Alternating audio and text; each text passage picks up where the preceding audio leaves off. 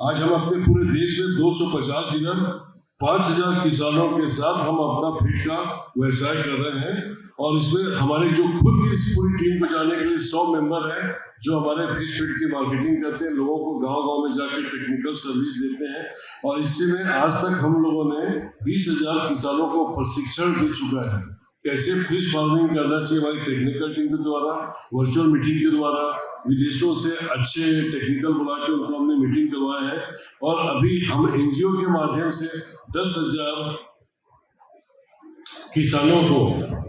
हम और प्रशिक्षण देने की तैयारी कर रहे हैं। इस तरीके से आईबी ग्रुप आगे बढ़ा है। इसमें इस पूरे काम को आगे बढ़ाने में हमारे मोहम्मद आसिफ कुरैशी जी हैं, प्रसाद राव हैं, DK सिंह हैं और गंगाधर, ये सब लोग ताली बजा के स्वागत करना चाहिए कि इन लोगों ने गांव के विकास में महत्वपूर्ण भूमिका निभाई है। गांव के लोगों को फिश फार्मिंग सिखाई है, काम करने के तरीके सिखाए और एक अच्छी सशक्त टीम बनाई है जो कि न केवल आईबी ग्रुप को फायदा पहुंचा रहे परंतु पूरे देश की इकोनॉमी, गांव में किसानों की इनकम डबल करने की जो सोच थी हमारे माननीय प्रधानमंत्री मोदी जी की, उसको पूरी करने में इन लोग सपोर्ट कर रहे हैं। बड़ा गर्व का दिन है कि आज हमारे राजनांदगांव में सेंटर से मिनिस्टर रूपाला जी आए हुए हैं। बड़े गौरव की बात है कि पहली बार वो आज आईबी ग्रुप के फिश फीड प्लांट का उद्घाटन किया और उन्होंने जो यहाँ पे देखा है कि आईबी ग्रुप किस तरीके से किसानों की इनकम बढ़ाने के लिए कार्य कर रहा है, व्यवसाय बढ़ा रहा है और कैसे जीरो से लेके आज 11,000 करोड़ रुपए में आया है। उसको हमने जब मंत्री जी को बताया तो उन्होंने काफी सराहना किया और हमें धन्यवाद दिया। इसी तरीके से गांव के किसानों की इनकम बढ़ाने में आईबी ग्रुप बहुत बड़ी भूमिका निभा रहा है और ये आईबी ग्रुप की भी सोच रही कि गांव में रह के गांव का विकास किया जाए। कई बार ऐसे मौके आए कि मुझे बोला गया कि तुम नांदगांव छोड़ के बॉम्बे आ जाओ, दिल्ली आ जाओ, कलकत्ता आ जाओ, आपको यहाँ पे कुछ नहीं मिलेगा। लेकिन मैं बोला नहीं, मैं गांव नहीं छोड़ूंगा और आज गांव में रह के मुझे सबसे ज्यादा खुशी होती है कि मेरे साथ हजारों आदमी जुड़े हैं, लाखों आदमी जुड़े हुए हैं और आईबी ग्रुप के कारण सबका परिवार चल रहा है। जो पहले यहाँ से पलायन होता था वो पलायन खत्म हो गया, बल्कि अब बाहर से हमारे पास आदमी आते हैं और ये बड़े गर्व की बात है मेरे लिए भी और राजनांदगांव की धरती के लिए भी कि नांदगांव की माटी में इतना दम है कि लोगों को अपनी जगह वापिस लाया है और बाहर वालों को भी अपनी ओर आकर्षित करके ये एक बिजनेस हब बन गया बहुत बड़ा और नांदगांव को भी वैसा दे रहा है और हमें भी आगे बढ़ा रहा है। मैं इसके लिए नांदगांव की मिट्टी को प्रणाम करता हूँ और साथ में यहाँ के लोगों को भी धन्यवाद देता हूँ और खास करके आपके मीडिया समूह को, चाहे प्रिंट मीडिया, इलेक्ट्रॉनिक मीडिया, जब भी कोई ऐसी जरूरत पड़ी तो इन्होंने साथ दिया है आईबी ग्रुप का और साथ देकर हमको आगे बढ़ाया। सबका मैं तहे दिल से धन्यवाद। वो पहले भी बैठे थे, आज भी बैठे हैं। मेरा ये बहुत स्पष्ट मानना है कि वो लोग जो सरकारी नीतियां बनी आज तक उसके बारे में कोई बोलते नहीं है और जो नहीं करणीय है ऐसे बिंदुओं को लेकर मैं मानता हूं कि सरकार से टकराव कराने की जिनकी मंशा है उन्हीं के कारण ये सारा कारोबार चल रहा है। राजनांदगांव में बीएनसी मिल बंद हो गया, उसके बाद बहादुर जी ने बहुत बड़ा एम्पायर खड़ा किया, बहुतों को रोजगार दिया है। इसके लिए डबल इंजन सरकार है, स्पेशल क्या करेंगे आप लोग? अभी डबल इंजन की सरकार में यहाँ की सरकार भारत सरकार के साथ मिलकर इस क्षेत्र के लिए नहीं, सिर्फ राज्य के किसी भी क्षेत्र के लिए जो भी योजनाएं लगाएगी भारत सरकार, तो सभी राज्यों को,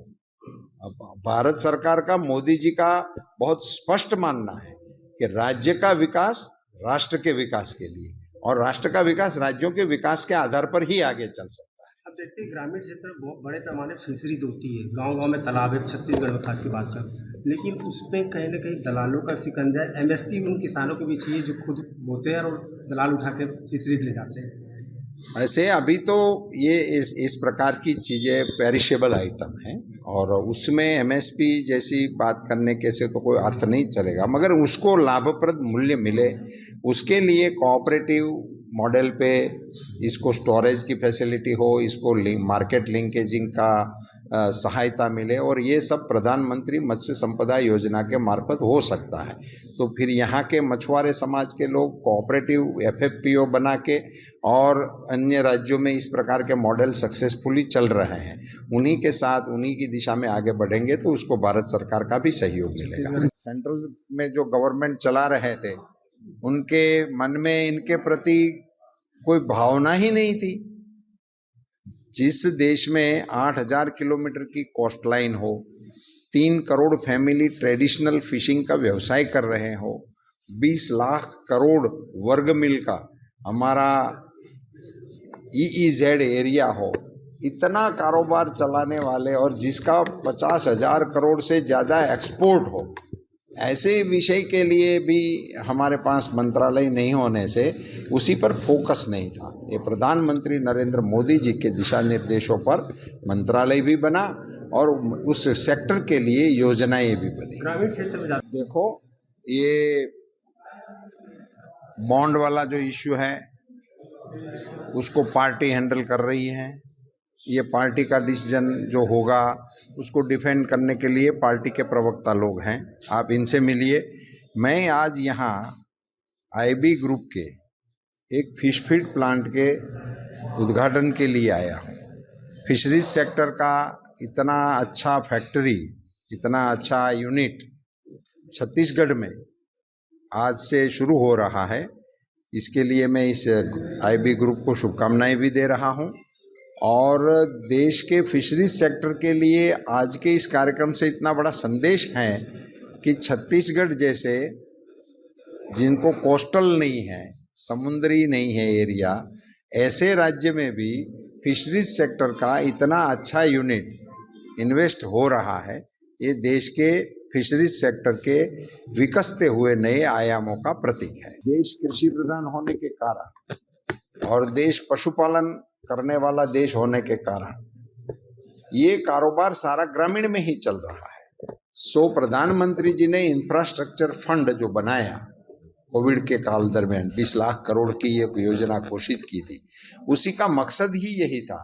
कि पोस्ट हार्वेस्टिंग मैनेजमेंट जो है उसमें लॉसेस से लेकर स्टोरेज तक का और ट्रांसपोर्टेशन तक का, उन सभी में इस फंड का प्रयोग कर इसी को आगे बढ़ाने की ये योजना आई और आज इनका सकारात्मक परिणाम भी हमारे सामने आ रहा है। और ये